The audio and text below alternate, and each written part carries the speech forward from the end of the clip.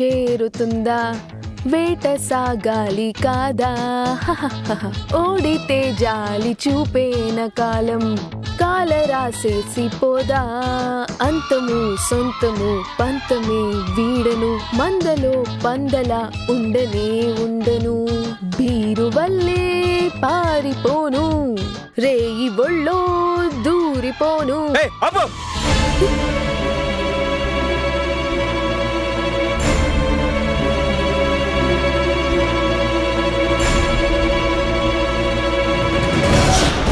ఇది కొంపనుకున్నావా సంతనుకున్నావా? పొద్దు పొద్దునే ఏంటి గోళ? సారీ నాయనా, అన్నిటికీ ఇలా చిరాకు పడితే ఎలారా? ఏంటి చిరాకమ్మా? నేను చిరాకు పడుతున్నానా చిరాకు పెడుతున్నారా? సర్లే నాయనా, వదిలే, నువ్వు కాస్త స్థిమితంగా ఉండు.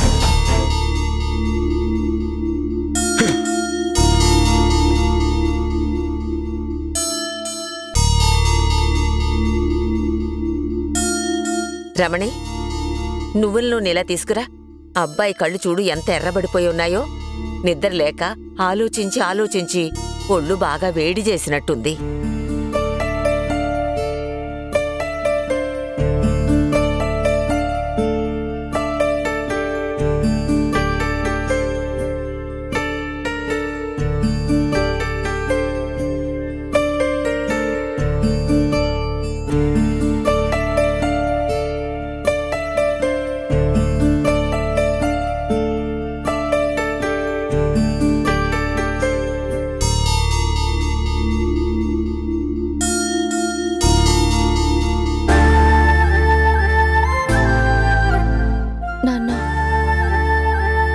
మీరెప్పుడు చెప్తూ ఉంటారు, మనకేదైనా పెద్ద సమస్య వస్తే ఆవేశంలో ఏ నిర్ణయం తీసుకోకూడదు, కోపంలో మాట జారకూడదు అని. ఓపికగా ఉంటే కాలమే మనకు పరిష్కారం చూపిస్తుంది అని. అది నేను నమ్ముతున్నాను నాన్న. నాకు సమస్య వస్తే ఓపికగా ఉండడమే అలవాటు చేసుకున్నాను. మరి నువ్వు ఓపికగా ఉండకపోతే ఎలా నాన్న? మనసు పడే వేదనకి, బుద్ధి చెప్పే మాటలకి ఒక్కోసారి పొంతన కుదరటం లేదమ్మా. సారీ.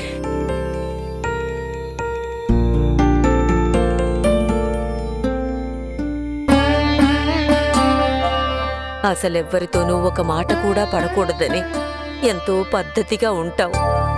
అలాంటిది నిందలు పడితే నీకు ఎంత బాధగా ఉంటుందో అర్థం చేసుకోగలవు నాయనా. కానీ బాధపడుతూ ఉంటే ఎలా? పరిష్కారం ఆలోచించాలిగా. ఈ సమస్యని ఎలా పరిష్కరించుకోవాలో, నా నిజాయితీని ఎలా నిరూపించుకోవాలో తెలియక బాగా చిరాగ్గా ఉందమ్మా. అసలు ఆ డబ్బులు నీ దగ్గరికి ఎలా వచ్చాయి నాన్నా? వాడెవడో ఒకడు ఏదో పని చేసి పెట్టాలని డబ్బులు కట్ట పట్టుకుని నా దగ్గరికి వచ్చాడమ్మా. వెంటనే వాణ్ణి సీరియస్గా తిట్టి పంపించేశాను. వాడి వివరాలు కూడా అడగలేదు. వాడు వెంటనే వెళ్ళిపోయాడు. ఓ అరగంట తర్వాత మా ఆఫీసుకి ఎదురుగా టీ కొట్లో పనిచేసే శివ అనే కుర్రాడు నేను పనిలో బిజీగా ఉన్నప్పుడు వచ్చి, సార్, ఈ కవర్ ఏదో మీ స్కూటర్ సీటు మీద ఉందని చెప్పి మర్చిపోయి ఉన్నట్టున్నారని నా టేబుల్ మీద పెట్టేసి వెళ్ళిపోయాడు. నేను కొన్ని పేపర్లు అవి చూస్తూ ఆ వివరాలు ఫోన్లో మాట్లాడుతూ అప్పుడు ఆ కవర్ని సరిగ్గా నేను గమనించలేదు. ఫోన్ కట్ చేసి చూస్తే ముందు లంచంగా వచ్చిన అదే కవరు. అది చూడగానే నా కంగారొచ్చి ఓపెన్ చేసి చూస్తే డబ్బులున్నాయి. అంతకుముందు లంచం ఇవ్వాలని చూసిన వాడిని తిట్టి పంపాను కదా, వాడు కావాలని నా స్కూటర్ మీద డబ్బులు పెట్టి వెళ్ళినట్టున్నాడు.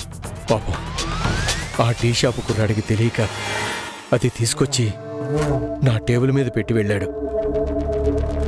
డబ్బులు చూడగానే అవి తిరిగి ఇచ్చేద్దామని వెళుతున్నాను. ఇంతలో డిపార్ట్మెంట్ వాళ్ళు వచ్చేశారు. జరిగిందంతా పూసగుచ్చినట్టు అధికారులకు చెప్పాను.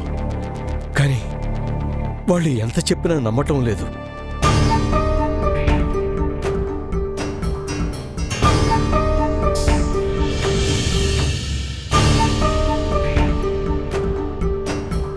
ఐఎమ్ సారీ అమ్మా.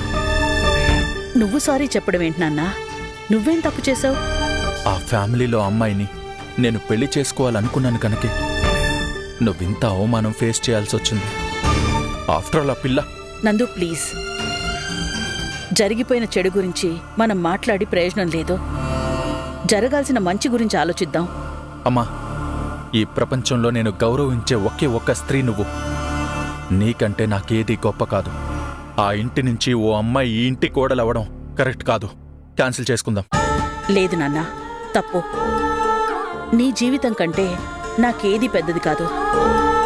ఆ పిల్ల చేసిన తప్పుకి ఆ కుటుంబానికి, ఇందుకి శిక్ష విధించడం కరెక్ట్ కాదు.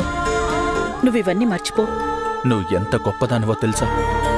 ఆ దేవతలు కూడా ఏదో ఒక సందర్భంలో కోప్పడుంటారేమో, కక్ష సాధించుంటారేమో. కానీ నువ్వు అలా కాదమ్మా. నందు, నువ్వు హ్యాపీగా ఉంటేనే నేను హ్యాపీగా ఉంటాను. ఈ పెళ్లి సవ్యంగా జరగాలి. ఇంకేం మాట్లాడుకో. నీ అంత గొప్పగా ఎవరు ఉండరమ్మా. అల్లుడు, నేను గొప్పవాణ్ణే.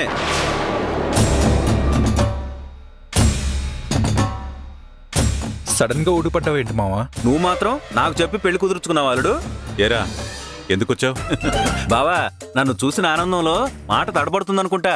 నువ్వు అడగాల్సింది ఎందుకొచ్చావని కాదు, ఎప్పుడొచ్చావని. నేను కరెక్ట్గానే అడిగాను, ఎందుకొచ్చావని. బావా, నేను హర్ట్ అవుతున్నా, వెళ్ళిపోతా నేను. సంతోషం, దయచేయి. మీరు చెబితే వెళ్ళిపోవాలా? వెళ్ళను. మీ కొడుకు పెళ్లి కుదిర్చారని తెలిసింది. మేనమావని నేను లేకుండా పెళ్లి ఎలా చేస్తారు? పురోహితుణ్ణి పెట్టి. బావకు సెన్స్ ఆఫ్ హ్యూమర్ బాగా పెరిగిందక్కోయ్. బలంగా ఫిక్స్ అయ్యి వచ్చినట్టున్నావు. బుద్ధిగా ఉండు. తింగర్ వేషాలు వేసి మీ అక్కని టెన్షన్ పెట్టా. మీరే చూస్తారుగా ఒంటి చేత్తో అల్లుడు పెళ్లి ఎలా జరిపిస్తానో. నువ్వుండ్రా తింగర్ సచ్చినోడా. పెళ్లి లేదు, గిళ్ళి లేదు. అత్తయ్య, ఏంటా మాటలు? నాకేం నచ్చలేదు అల్లుడు. వాడు మన అంతస్తుకి ఏమాత్రం సరితూగకపోయినా పరువుగల కుటుంబం అని సంబంధం చేసుకుందాం అనుకున్నాం. ఇప్పుడు ఆ రామచంద్రరావు లంచం తీసుకున్న కేసు వల్ల పరువు మొత్తం పోయింది. మనకొద్ది ఈ సంబంధం. అత్తయ్య, నా స్నేహితుడు ఎలాంటివాడో నాకు బాగా తెలుసు. నిందలన్నీ నిజాలు కావు. అసలు దొంగలు దొరుకుతారు. అప్పుడు చెప్తాను. ఈ పెళ్లి జరుగుతుంది. ముందు మీరు రామచంద్ర కుటుంబాన్ని తక్కువ చేసి మాట్లాడడం మానేయండి. అల్లుడు, ఈ గొడవల సంగతి నాకేం తెలియదు, కానీ అమ్మాయి నీకు ఓకేగా? అమ్మ చెప్పింది, ఈ పెళ్లి జరుగుతుంది. రే, నువ్వు చెప్పా పెట్టకుండా ఎందుకొచ్చావు? వాడి సంగతి వదిలిపెట్టు. వాణ్ణి నేనే రమ్మన్నాను. మనం ఇప్పుడున్న టెన్షన్లో వాడి అవసరం చాలా ఉంది. అయినా ఆ నందుగాడు వాడంతట వాడే ఈ పెళ్లి క్యాన్సిల్ చేసుకోనా అని అడిగితే ఇదే అవకాశమని క్యాన్సిల్ చేయక వద్దని చెప్తావేంటే? నేను నందుని కారణంగా చూపి ఈ పెళ్లి ఆపుదామనుకున్నా మీ అల్లుడు ఒప్పుకోడు. పైగా ఇలాంటి సందర్భంలో నేను నందుగాడి దగ్గర గొప్పదానిగానే ఉండాలి. వాడి భవిష్యత్తు కోసం నేను ఏమైనా చేస్తానని అనుక్షణం వాడు నన్ను నమ్మేలా ఉండాలి. అప్పుడే భవిష్యత్తులో నాకు ఏ సమస్య వచ్చినా గుడ్డిగా వాడు నన్నే సపోర్ట్ చేస్తాడు. నువ్వెప్పుడేం చేస్తావో, ఏం ఆలోచిస్తావో ఆ దేవుడికే తెలియాలి. నువ్వు రారా కోటి, ఎప్పుడు తిన్నావో ఏంటో. రా.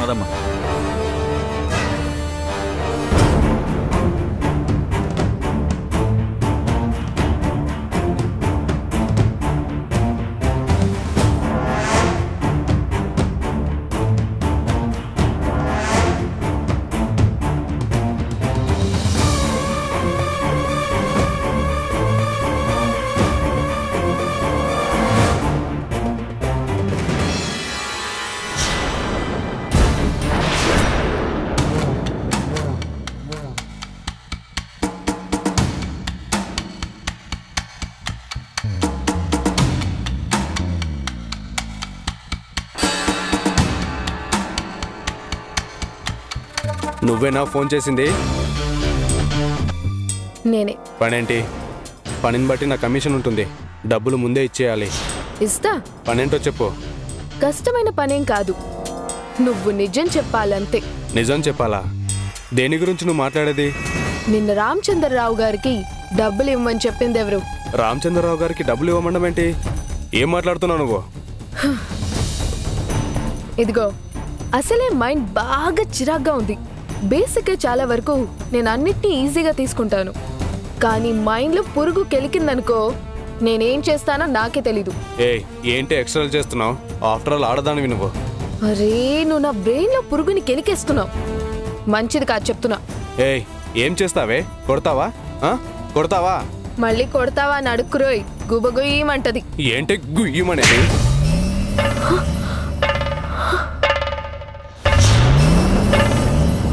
చూడ్డానికి పిట్ట సైజు కూడా లేవు నువ్వు, నీ ఓవర్ యాక్షన్.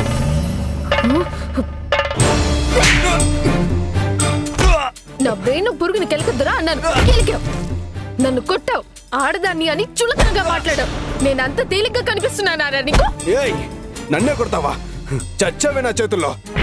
దారా దా, ఎవరి చేతుల్లో ఎవరు చావో చూసుకుందాం.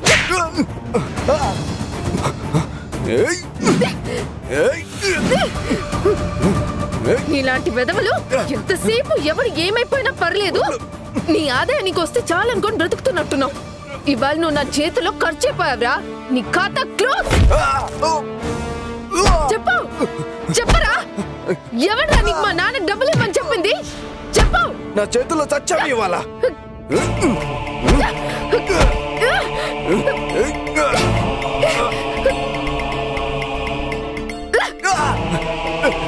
వసై చంపేస్తాను ఇవాళ. చెప్పరా, చెప్పు, చెప్పరా వెదవా. ప్రాణాల మీద ఆశుంటే మా నాన్న డబ్బులు ఎవరు ఇచ్చారు చెప్పు. నాకేం తెలీదు. చెప్పు. నిన్ను చంపేస్తాను ఇవాళ. ఏంట్రా నువ్వు చంపేది? చెప్పరా, చెప్పు. మా నాన్న డబ్బులు ఇవ్వమని చెప్పింది ఎవరు? నాకేం తెలీదు, నిజంగా నాకేం తెలీదు. చెప్తావా లేదా? చెప్పు, చెప్పరా. చెప్పు. నాకు తెలీదు, నాకు తెలీదు. చెప్తావా లేదా? చెప్పరా, చెప్పు, చెప్పరా, చెప్పు. నోరు తెరిచి చెప్పు. చెప్పరా, చెప్పరా, చెప్పు.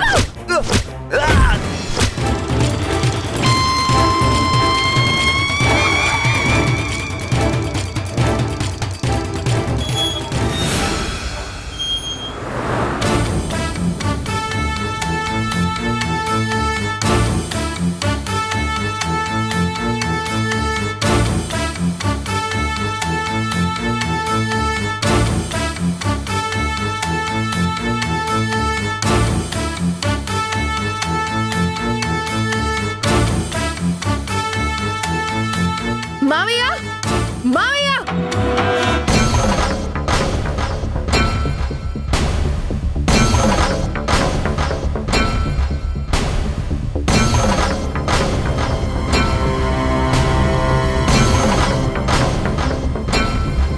ఎవరమ్మా ఇతను? మా నాన్నని కేసులో ఇరికించిన దొంగ దొరికాడు.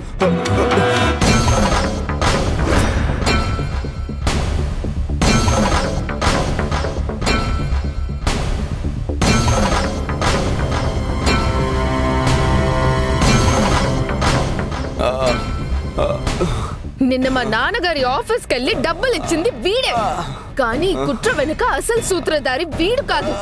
వీడు జస్ట్ కొరియర్. మీ నాన్న మీద కుట్ర చేసి చెడ్డ పేరు తీసుకొచ్చిన వాళ్ళని ఊరికే వదలకూడదు. వీడి వెనకున్న మనుషులెవరు? మా నాన్నని ఇరికించడానికి వీడితో డబ్బులు ఇచ్చి పంపించిన వాడి సీసీటీవీ ఫుటేజ్ ఉంది, చూడండి.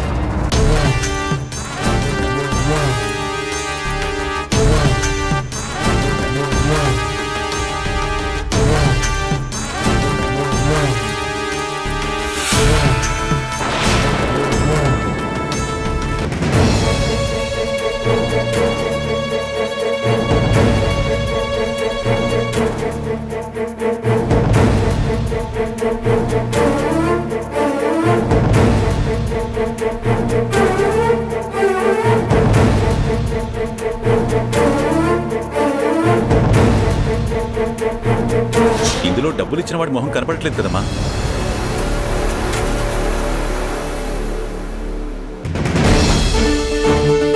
అదే bad luck. CCTV camera correct గా ఆ చెట్టు ఓవర్లాప్ లో ఉంది. వాడి మొహం కనపడలేదు. కానీ వాడెవడో ఇచ్చాడు, వీడు తీసుకున్నాడన్న ఆధారం ఉంది కదా. అప్పటి నుంచి చెప్పమని కొడుతున్నాను, అయినా చెప్పడం లేదు. అంత మాత్రం నేను వదిలేస్తానా? ఆ వీడియోలో కనబడని మొహమే కాదు, దాని వెనక ఇంకెవరున్నా వీడితో చెప్పేస్తాను. చెప్పరా చెప్పరా చెప్పు.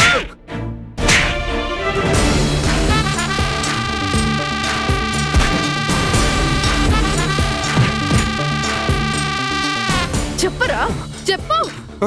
రేయ్, మర్యాదగా వాళ్ళెవరో చెప్పు, లేకపోతే అన్యాయంగా నువ్వు చేస్తావు.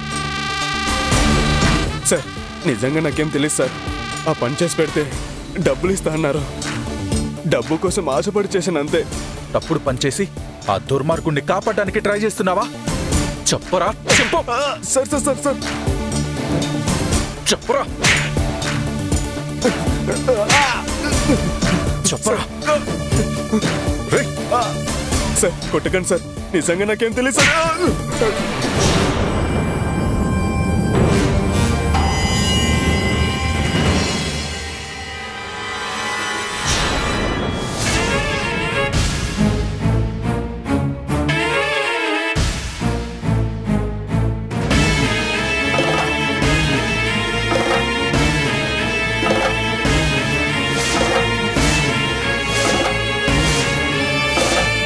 చెప్పరా. సార్ అది రేయ్, నీకెంత ధైర్యం ఉంటే మా బావగారి ఫ్రెండ్నే కేసులో ఇరికిస్తావా? చెప్పరా, ఆ డబ్బు ఎవడిచ్చాడు చెప్పు. చెప్పరా చెప్పు చెప్పు చెప్పు చెప్పరా చెప్పు చెప్పరా, లేకపోతే చచ్చిపోతావు నా చేతుల్లో. చెప్పు చెప్పరా చెప్పు. చచ్చిపోతావు లేకపోతే చెప్పరా. చెప్పేవంటే చచ్చిపోతావు. చెప్పరా చెప్పు. సార్ ప్రాణం కావాలనుకుంటే నోరు తెరవద్దు. చెప్పు చెప్పరా చెప్పు. నా చేతులు చస్తావురా ఈరోజు. చెప్పరా చెప్పు. సార్ నాకేం తెలియదు సార్, మీకు దండం పెడతాను సార్. చెప్పరా చెప్పు చెప్పు చెప్పరా చెప్పు చెప్పు. చచ్చిపోతావు లేకపోతే చెప్పరా. కోటి చలాపో, చచ్చేలా ఉన్నాడు. ఇలాంటి వాడు బతకూడదు బావా. చెప్పరా చెప్పు చెప్పరా. కోటి ఆపమన్నానా? వాడికి ఏదైనా అయితే లేనిపోని ప్రాబ్లమ్స్ ఫేస్ చేయాల్సి వస్తుంది. వదిలో వదిలో. వీడిని చూస్తుంటే నాకు డౌట్గా ఉంది. వీడికి డబ్బులు ఇచ్చిన మనిషి బాగా తెలుసు, అయినా దాస్తున్నట్టున్నాడు.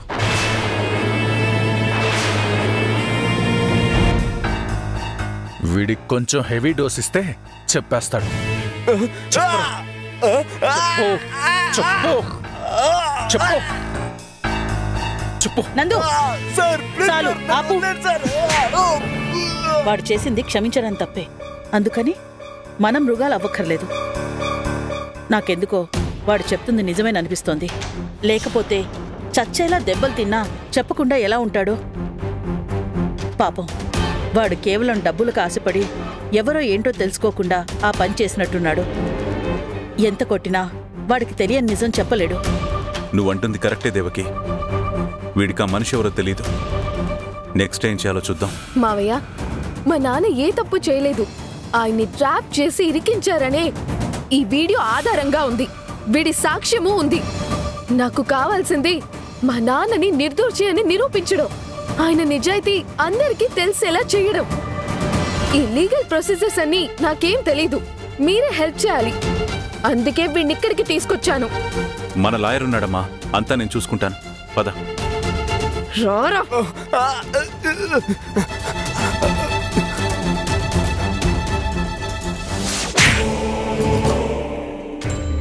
నన్ను కొడతావా? నోర్మోయ్, కొట్టడం కాదు, నరికి పోగులు పెట్టినా పాపం లేదు. మాటలు మాత్రం కోటలు దాటుతాయి, కానీ ఒక్క పని కూడా సవ్యంగా చేయడం చేత కాదు.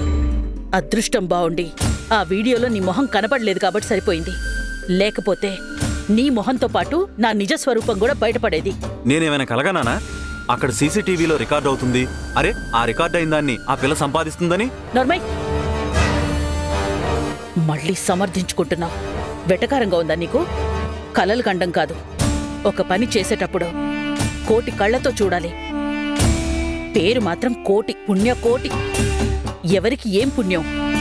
నిన్ను నమ్మి పని అప్పగించాను చూడు, నాది బుద్ధి తక్కువ.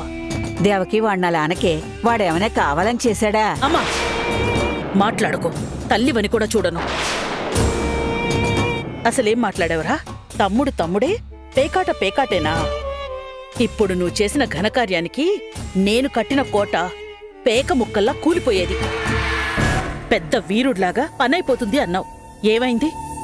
అంతా అనుకున్నట్టే అయ్యిందని సంతోషించే లోపే నీ అశ్రద్ధ వల్ల బంగారం లాంటి అవకాశం నాశనమైపోయింది. ఆ పిల్ల పిచ్చుక మధుకి దొరికిపోయేంత నిర్లక్ష్యంగా ప్లాన్ అమలుపరచావు. దొరికాను కదా అని తిట్టడం బాలేదు. నోర్మై, మాట్లాడావంటే నాలుగు చీరేస్తాను. చేతగాని దద్దమ్మవి నువ్వు. తమ్ముడువని నమ్మి పని అప్పగించాను. నాకు పని అప్పగించావనే కదా ఇన్ని మాటలంటున్నావు? అంటాను. పెద్దగా డిమాండ్ చేసావుగా మరి. ఎలాగైనా ఈ పెళ్లి పీటల వరకు వెళ్ళకూడదు. ఏదో ఒకటి చెయ్యాలి. అక్క నేను నోరుమోయ్. చెప్పిన పని బుర్ర పెట్టి చేయడం చేత కాదు, మళ్ళీ ఆలోచన చెప్పడానికి తయారవుతున్నాడు. ఒకసారి వినొచ్చు కదా. మళ్ళీ ఇంకోసారి వెళ్ళి పెద్ద ప్రాబ్లంలో ఇరుక్కోడానిక? ఏం చేయాలో నేను ఆలోచిస్తాను. ఈసారైనా చెప్పింది సరిగ్గా బుర్రతో చేస్తాగలడు.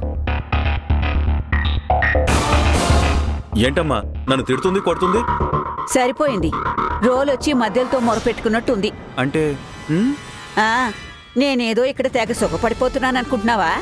నాకు పడతాయి తిట్లు చివాట్లు. ఒకసారైతే పేక పిసికి చంపేపోయిందిరా. జాగ్రత్తగా ఉండు.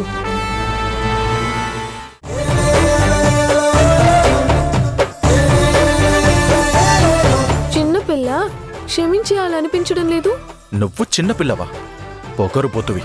ప్లీజ్ క్షమించు. నిన్నెట్టి పరిస్థితుల్లోనూ క్షమించను.